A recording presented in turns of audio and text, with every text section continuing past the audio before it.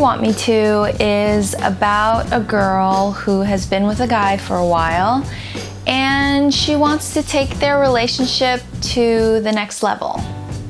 She just really wants to be able to tell him something that she's really nervous about. She's been a little shy about it, but it's time. She just can't hold it in anymore. There's awkward phases when you're first with somebody, you know, you're in the honeymoon phase, everything's all great and lovely, but sometimes you just need to let it rip. She's just ready to let it go and seeing if he's okay with it. Basically about a girl needing to fart in front of her boyfriend. You know, that fart just bust out the booty. I'm joking.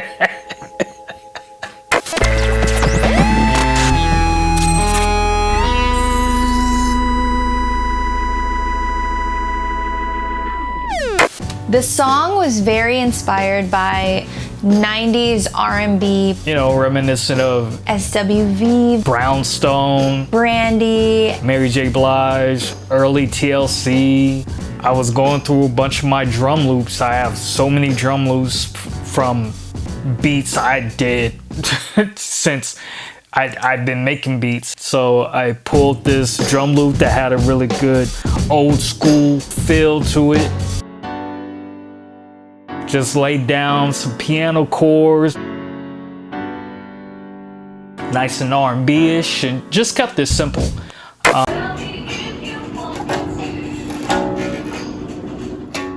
I tried to lay a bass line down on the bass guitar similar to what I did on Crack Cocaine and Gangsta Shit.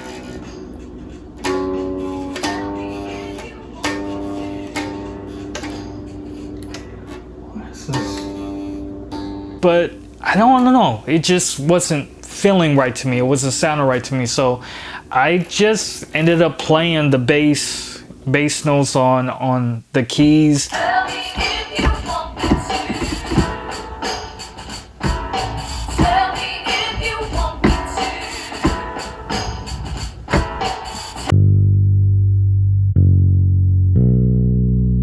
Because it just was something simple. It didn't really need much. Solomon had the idea. This girl wanting to be able to fart in front of her boyfriend. He had the track and he already had some lyrics and ideas and melodies. I already had the hook in mind. I had to tell me if you want me to and fart in front of you. But he was stuck on like the verse. That's all I could really figure out. I was like very excited to help him write and think about melodies. I had a melody come to me. I can't hold it. I can't hold it. Hold it no more. Hold it no more. Then she just started like getting the verse together, and then the verse just led to that part of the I can't hold it just like perfectly. And it fit right into what he had already had going on with the song. It just came together seamlessly. It was a very, you know, quick process of building that. Record, take 4, I think. How do you want me to walk? Like normal? Kinda, you know, yeah.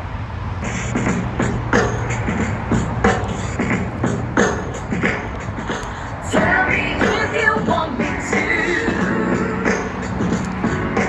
Tell me if you want me to. Tell me if you want me to. Okay, walk the other way. Tell me if you want me to. We've been together for a while. I can't keep it in no more. There's something that I need to do. I like this. I can feel it in my gut, about to burst out of my body. I hope it doesn't frighten you. I can't hold it. Hold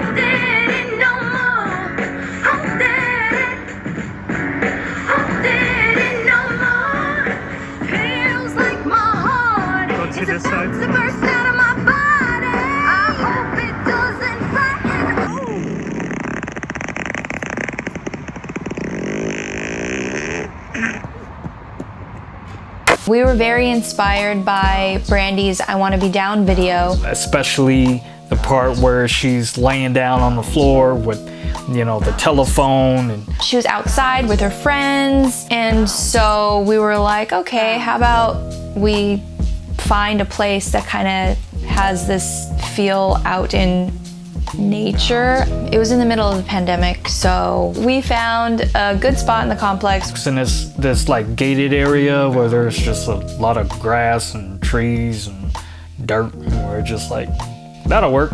Brought step ladder so I could get some good different angles. I had my Bluetooth speaker just clipped to my shorts before I can cue the music. When we shot inside, again, we were very inspired by Brandy's video. So I had this like fluffy pink rug or blanket, I don't know, whatever it is, we put it on the floor and we got an old school phone with a cord. When I was testing it, I used Solomon as my tester to lay on the fluffy pink rug. Why do you want to do it upside down? Because I'm not in the shadow. I'm not making a shadow on you. Sometimes when I get tired and hungry, I can be grouchy. You know, we were working on this video all day. You know, it was one of those days where, you know, we got up and we were prepping and then we got ready and then we went outside and we were filming outside and then we came back in, we were filming some more. Sometimes Solomon asks me questions when I'm just focused, I'm just trying to do stuff. And so I'm trying to answer his questions, but there might be a little spice. And then you just flip it.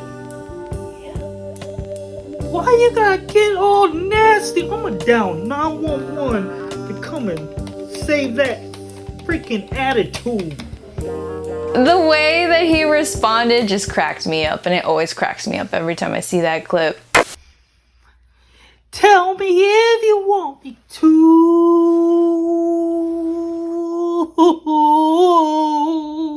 When I fought on the phone. Ooh.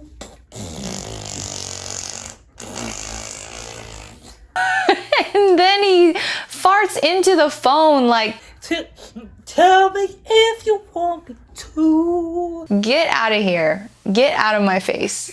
Tell me.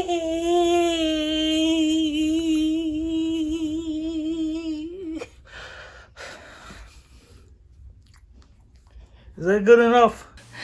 Get out of my face. Tootie she's like the R&B sweetheart. R&B pop princess from the 90s. Who is just gassy as hell. And she's adorable. She cute, you know, she fly, she's cool, she got good music, she's dope, you know, and she be busting it.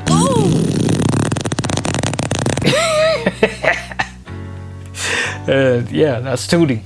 So the love interest in the video, obviously Solomon is playing the love interest. Referred to like Brandy's video and plenty of other videos, you know, from that era where the girl be singing, you know, she by herself. And there was always just a random guy standing alone, just,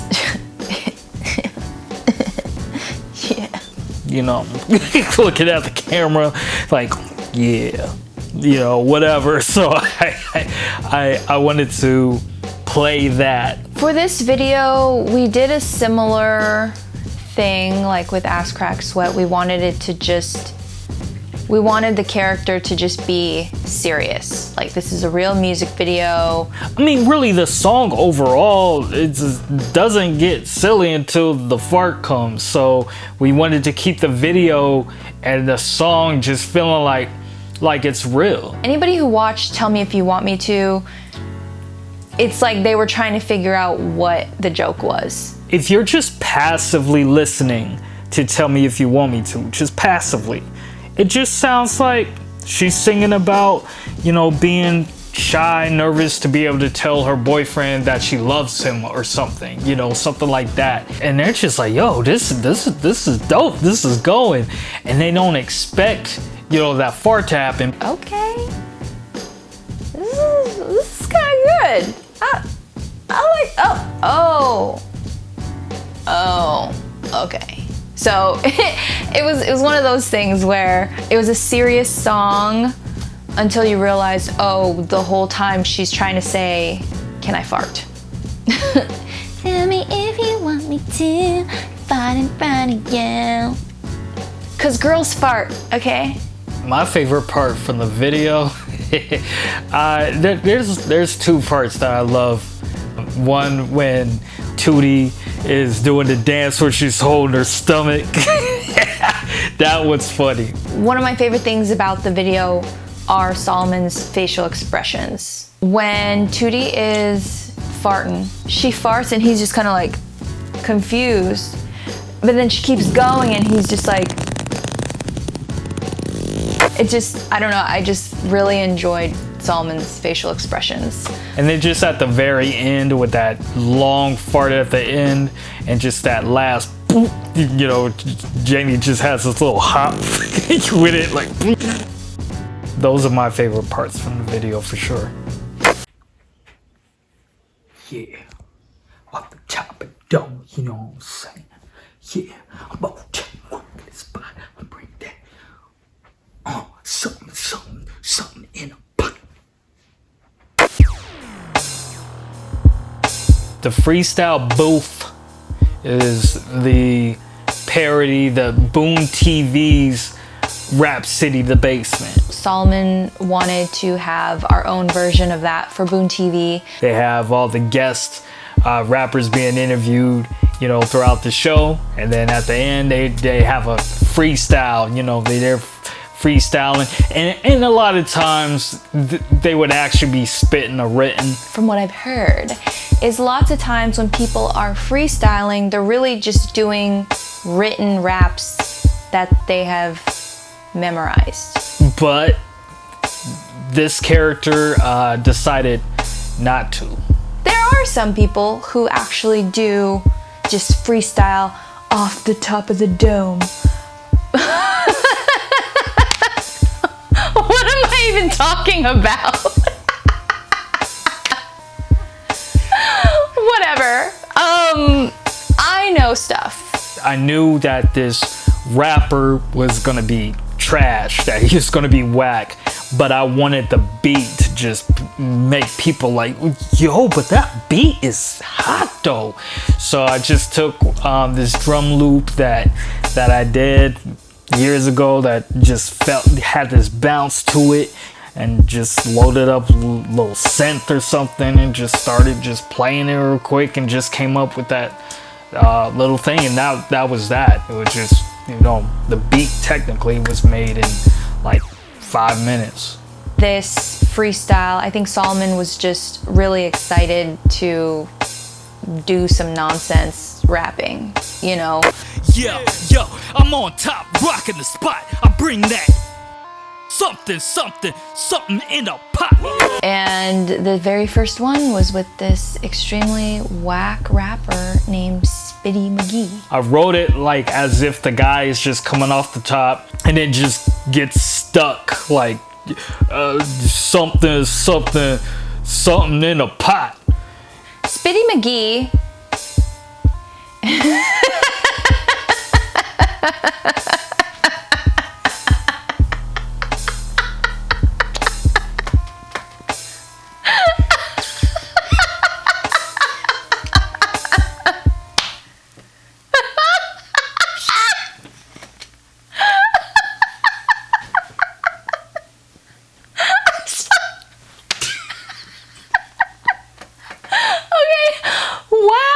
Okay.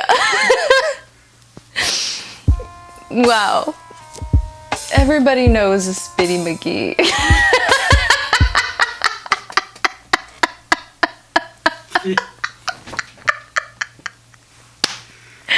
Oh shit. Oh my gosh. Oh man. Everybody knows a Spitty McGee. You went to high school with him. You work with him. Spitty McGee is your local rapper. He's this rapper that's a mallrat, and he's just like, he thinks he's hard. And he is not. Absolutely not. He'll talk about, you know, gangster shit, but he ain't done no gangster shit, you know. Yo, in the booth, freestyle, off the top of the dome, you know what I'm saying? Yo, I'm on top, rocking the spot, I bring that. Something in a pot. What you cooking? It's that rock. I'ma do it to the police knock. Yo, I got the hoes looking at my ding-a-ling. Yeah, haters can't say a single thing except blah blah blah blah blah. And I'm like, ha ha ha. Spitty has this entourage off screen that is pretty much impressed by everything he says, no matter how stupid, how trash it is. They're like, woo! I got the hoes looking at my ding-a-ling. Yeah, haters can't say a single thing. It's just like when he's got the hoes looking at my ding-a-ling. They're like, woo! They're on his ding-a-ling. They are his yes men. Blah, blah, blah, blah, blah. Ha, ha, ha. It's just whack. Maybe Spitty pays for their lunch or something. I don't know, like. The way we shot the video was we just shot it in our living room, you know, just ended up looking for some backdrops online, found one that we thought looked pretty cool. We're like, all right, this little brick wall, colorful brick wall, look, let's get that backdrop. We were trying to find inspiration online. So of course we checked YouTube for old clips of, what is it called again? So we were trying to find old clips of Rhapsody the Basement. So the background, it was just kind of like dark and not a whole lot of lighting. Well, I guess that is what dark is. And so we were just wanting to go with that feel. Okay. Yo, in the booth, freestyle, off the top of the dome, you know what I'm saying? Yo, I'm on top, rocking the spot, I bring that. Something in the pot. What you cooking? It's that rock. I'ma do it to the police knock. Yo, I got the hoes looking at my ding-a-ling. Yeah, haters can't.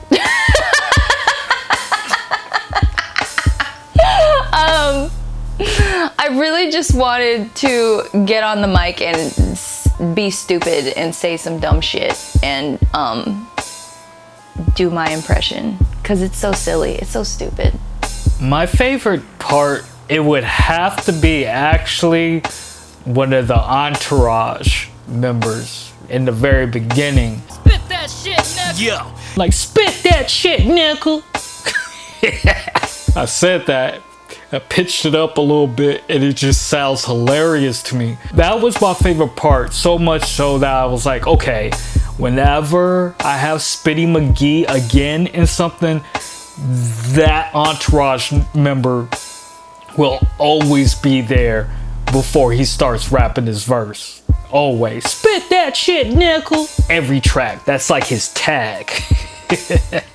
I'm somebody who appreciates subtle facial expressions. The whole thing about this Freestyle Boof is that Spitty McGee doesn't know what he's doing. He's kind of like getting lost. And I appreciate Solomon's subtle facial expressions to kind of alert us, the viewers, that he don't know what he's doing.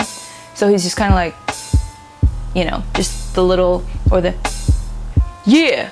What I didn't notice until we were done filming and I was starting to edit, I had this infamous nose hair just hanging out my, I think my left nostril. It was just so exposed. It's kind of blinging. I never had a nose hair like poking out like that ever in my life. It was just there.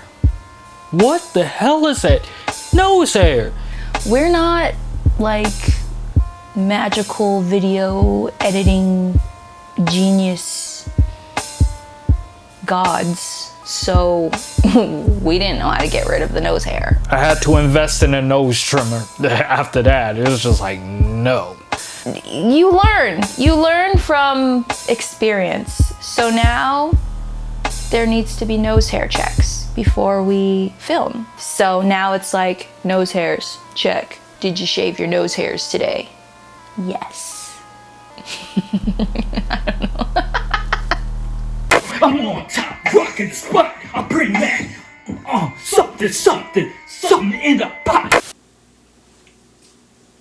Alright, mic on. We about to do this crack cocaine against the shit. Crack cocaine against the shit. Crack cocaine. Welcome back to the Boon TV Top 20 Countdown. I'm your girl, Gina Summers, and this is... Oh, fuck, I hate that. It's okay. Let's do it again. Crack cocaine against the shit. Look at me. Crack cocaine against the shit. Crack cocaine. Let's do it. Hype. Let's do it. Okay.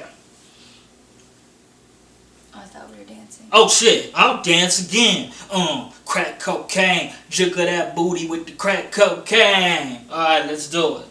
The Boon TV Top 20 Countdown is basically our version of those countdowns from back in the 90s and the early 2000s, like TRL and 106 in Park. And so we figured if we were going to do like a music channel, we have to do some type of countdown show. Like TRL 106 in Park, they have guests there interviewing, maybe premiering a video or talking about their new upcoming album or single, whatever that is. And that way we can also bring back characters from music videos that you've seen on Boon TV and maybe see a little bit more of their personality outside of a song. We have ways to kind of develop the characters a little more when we do that. For example, in this episode, you see Vaughn, where you saw him in Crack Cocaine and Gangsta Shit, and you don't really know him as a person, you just kind of seeing this song. So now that you actually see him getting interviewed, you're just kind of like, you're being let in more. Kids out there, you know what I'm saying? Crack cocaine. You can sell it, you can smoke it, you can do anything you want in life as long as you stay in school and put your mind to it. That's really great. What? With this skit, it kind of reveals more about him. You already know he's a dumbass, but he's a dumbass who thinks he's smart. And that's the worst. Smart and dumb motherfuckers. That is Vaughn. Something that Vaughn says, how he comes up with his ideas. I just drink the Mother Nature's magical breast milk of creativity. Wow. Yeah, it's sacred. He likes to suck on the titty of life. I just wanted him to say something so ridiculous about how he gets his inspiration. Mother Nature's magical breast milk of creativity. The lip trill with it, that happened by accident at first while I was practicing it, and then I was like, no, I gotta do this. Mother Nature's magical breast milk. So Gina Summers is a Boon TV VJ, inspired by the VJs from the 90s and early 2000s. She is just more just like a straight chill character, which is kind of different from the other VJ we introduced in the beginning of Crack Cocaine and Gangsta Shit, Boonie Simpson. Gina Summers differs from Boonie Simpson in that she's again, like, she's like a normal, everyday, maybe even like a girl next door. Boonie Simpson is definitely inspired by Donnie Simpson from Video Soul, and I just loved how smooth and debonair he was. Donnie Simpson is, I would say, like a gentleman, but Boonie Simpson comes off as a gentleman, but he's not. Welcome back, all you punk-ass motherfuckers. You're watching Visual Soul. I'm your host, Boonie Simpson, and I'm smoother than a baby's ass for all the hoes. Boonie Simpson is probably a mixture of Donnie Simpson and Don Cornelius. And maybe I only have a version of Don Cornelius in my mind from Black Dynamite. In Black Dynamite, Don Cornelius, he's kind of, I don't know, he like makes people kiss his pinky or something. And, you know, kiss the pinky. On TV, he says stuff like, oh, you punk ass motherfuckers, with his like smooth smile. Kind of like getting away with things because he comes off a certain way. But behind the scenes, he's probably crazy. You know, he's probably like yelling at people. Where's my Hennessy, bitch? Like, where my shit at, bitch? You know, like, wow. Can you? I don't even know if I want that on here. They're gonna be like, what the fuck? That's just funny. Oh, I'm keeping that. Okay. Boonie Simpson always says, for all the hoes. That's literally just Solomon putting himself into the character. That's like his catchphrase. He likes to say that at the end of whatever he's talking about. He'd be like, yeah, we should go get some main chick today for all the hoes. This is my life. Oh my gosh. You want to know what our home life is like? Just watch Boon TV. Because it's literally... But he doesn't talk crazy to me though. Let me be clear. No behind the scenes talking crazy. We don't do that in this household. Okay? We use the green screen backdrop that we have. We shot it with 3 cameras, 1 in the front, 2 on the sides. The 2 on the sides were our phones, and the 1 in the front was the Canon 5D Mark II, which is like my main photography camera, and it does great video too. The audio was going to be different this time because all the other stuff that we're doing, music videos, we're just lip syncing. The audio's already taken care of. This was something that couldn't be lip synced. We were recording the sound live. So I ordered 2 wireless microphones that came with a little receiver. And it kind of had like the little windscreen. Next time we'll probably get like a little box thingy with like a logo on it to make it more official. Just some cheap performance wireless microphones. I'm like, look, I can get something. I know what plugins to use to make the recording sound better. So I got that, hooked it up, and was testing the microphones. And while he was testing the audio and being silly, I was in the kitchen and I had opened our dishwasher. Maybe it won't be as bad, but we're testing this microphone out to see how is this gonna work. I'm gonna come over here to the kitchen and see what my wife is doing with the dish. That didn't do shit. You did put soap in it, didn't you? Put soap in it. Tell me how dumb your husband is.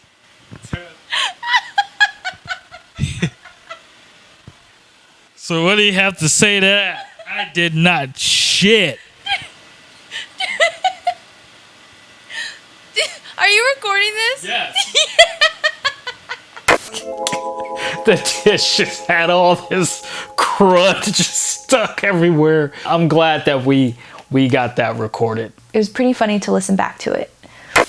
Editing it was definitely a bitch. Really messing around with the green screen for this one, and it was just like... With any reflective surface like the glasses, it was kind of annoying to edit because there would be holes because the green would be taken out whenever we were compositing it. But it ended up working out and it was fine. And we're doing this in our living room and we're trying to give it the feel of being like a TRL or 106 in Park. So I was trying to find some type of background that would give that kind of vibe. It wasn't easy. Just a lot of stuff looked fake. But we found the one that we used. Giane just went in with the green screen editing there. It was like she took the background and, you know, made that, you know, right, and then just when the angles and the close-ups are there, then she just really worked at like trying to make the angle, just all of it feel seamless, like it's right there. And I think it was a great job. Solomon wrote a lot of Boon TV scripts, music obviously, and so with the top 20 countdown, he wrote it. I like to chime in, give my feedback, give edits. I really enjoyed that skit because it was just really showing the, you know, the pretension that you can find a lot in the music industry. But what's really funny when Vaughn says the breast milk of creativity in that lip trill, Gina just spit went in her eye and she's like, wow. I don't know when she thought of it because like several of the first takes she wasn't doing that, but then she did it and I don't know if I actually spit in her eye by accident.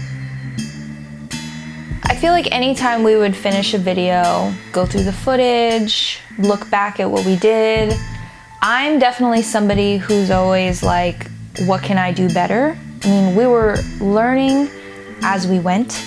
So there were some things that, oh man, I would have liked to do that differently. This whole process was a learning experience. So I was just grateful for just all the little nuggets that we were learning after each video so we could continue to improve and make the next video workflow, the next video production schedule, filming, all that stuff easier and more efficient. When we finished these videos, you know, like the first couple, we showed like several different friends, close friends, but we slowed down on showing our friends what we were doing. To keep it purely what we liked and what we thought was funny. Basically protect from, you know, too many outside opinions. Stuff like that can make you like second guess your ideas and maybe change something or not even use anything. So we wanted to put Boon TV together so we could present it to our friends and whoever was gonna watch it the way that we wanted them to see it. It gave us like a little boost of motivation to just keep going and to finish what we started. The realization I had after finishing these videos is just, we're really building a world. You know, we talked about it, but it was just like I was starting to really see some of the characters we were coming up with. And I'm like, yo, these characters, we're gonna be able to bring them back and try different things with the new songs, new ideas, you know, how they evolve. And it's just like there's so much that we could do with these characters, and that's when I started to really realize like, yo, we got something here.